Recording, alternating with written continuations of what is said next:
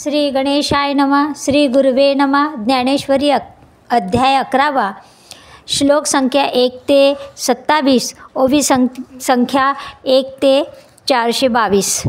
अर्जुन श्रीकृष्णास म्हणतो की देवा, शब्दातील असे सर्व तत्व आज तुम्ही मला सांगितले, पण मला एक उत्कट इच्छा उत्पन्न झालेली आहे, ती म्हणजे तुमचे स्वतःचे निजरूप जे म्हणता ते दर्शन बघण्याची माझी इच्छा झालेली आहे, ज्याच्या संकल्पामुळे ही सृष्टीची उत्पत्ती आणि लय होतो, ते रूप मला आता दाखवा. त्याबरोबर गुणेश्वर्य श्रीकृष्ण उंचबळून म्हणाले की अर्जुना, माझी ही अगणित रूपे पहा. श्रीकृष्णाने लक्ष्मीपासूनही जे गुप्त रूप ठेवले होते ते विश्वरूप अर्जुनास ते दाखवत आहे. अर्जुना, तू माझी ही विविध रूपे पहा. क्रूश, स्थूल, अमर्याद, धुंद, सावध, उदार, कृपण, रागीट, शांत, विरक्त, प्रसन्न, पिवळी, तांबडी, मनोहर, गोंडस, हिडीस, अतिविक्राळ अशी शेकडो रूपे तू बघ. त्यांच्या एक एक अवयवात एक एक जग तू बघ. पण अर्जुनाच्या चेहऱ्यावर मात्र काहीच भाव दिसेना. तेव्हा देवाने त्याला दिव्य चक्षु दिले की ज्याच्यामुळे ते मूळ स्वरूप अर्जुनाला दिसू लागले. आता यावरी एकादशी कथा हे दोही रसी, येथ पार्थ विश्वरूपेसी होईल भेटी. जेत शांतेची या घरा अद्भुत आला आहे पाहुणेरा, आणि तेरा ही रसा पाती करा जाहाला मानू. हे सारस्वताचे गोड तुम्ही लाविले जी झाडं, तरी आता अवधानामृत वाढ. सिंपोनी की जे मगज हे रसभाव फुली फुलेल, नानार्थ फळ भारे फळा येईल. तुमचे निधर्मे होईल सुरवाहू जगा. मदनुग्रहाय परमं गुह्यं ध्यात्म संचितं, यत्योक्तं वचस्तेन मोहोयं विगतो मम.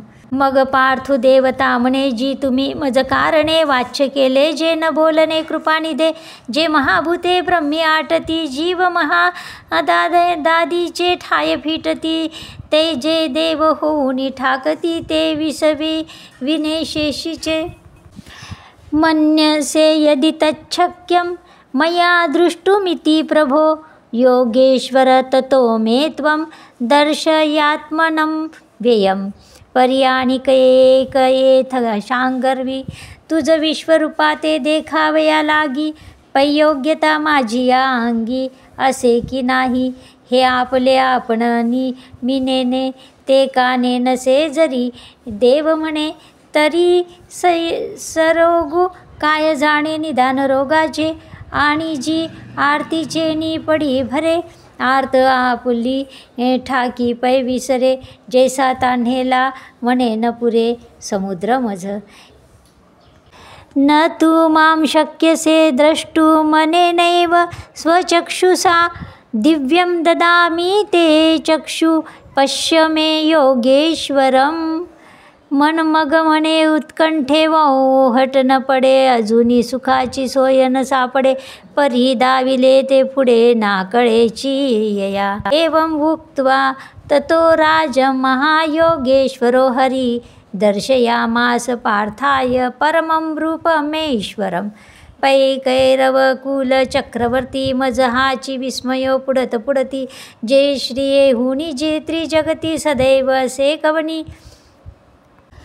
दिव्यमालांबरं धरं दिव्यगंधानुलेपनं, सर्वोच्चैर्यमयं देवमनंत्य विश्वतोमुखं. की वेने तेथून काढिली दिठी, मग कंठ मुकुट पाहातसे किरीटी. तवे सुरतरुची सृष्टी जयापासूनी का जाहाली. त्वमक्षरं परमं वेदितव्य, त्वमस्य विश्वस्य परं निधानं. त्वमव्यय शाश्वत धर्मगोप्ता, सनातनस्त्वं पुरुषो मतो मे. देवा तू अक्षर ओटिविये मात्रेशी पर. श्रुती जयाचे घर गिवसिता हाती. जे आकाराचे आयत जे विश्व निपेक्ष. पैक निधान ते अव्यय तू गहन विनाशजी. नमः स्पृशं दीप्तिमनेकवर्णं, व्याप्ताननं दीप्तिविशालनेत्रं. दृष्ट्वा हि त्वां प्रव्यस्थितनन्तरात्मा, धृतिं न विन्दामि शमं च विष्णो. ठेली महाकाळेशी हटतटे, तैसी किती एकमुखे रागिटे, इही वाढोनी अधा कुटे आकाश केले, गगनाचे निवाडपणे नाकळे त्रिभुवनी, चियाची वारी या न वेटाळे याचे, ययाचे निवाफा आगी जळे, कैसे धडाडी तसे, वक्त्राणी च त्वरमाना विशंती द्रष्टा करालानी भयानकानी, केची द्विलग्ना दशाननांतरे संदृश्यन्ते चूर्णी तैरुंगमांगे, तेथ म्हणे पहा होय एके वेळे, सासिक वेचेसी दोन्ही दळे, वदनी गेली आभाळे गगनी का जैसी. अर्थात अर्जुन म्हणतो की हे कमलनेत्रा, मी भूतांची उत्पत्ती आणि प्रलय आपल्यापासून विस्तारपूर्ण ऐकला. हे परमेश्वरा, आपण आपणाविषयी जे सांगत आहात तसेच आहे, परंतु आपले ज्ञान, ऐश्वर्य, शक्ती, बल, वीर्य आणि तेजस्वी रूप प्रत्यक्ष पाहण्याची माझी इच्छा आहे. असे जर आपणास वाटत असेल तर हे योगेश्वरा, आपण आपल्या अविनाशी स्वरूपाचे मला दर्शन द्या. श्रीकृष्ण म्हणतात, अर्जुना, माझ्या नाना वर्णांनी नाना आकृतीचे दिव्य रूप पहा.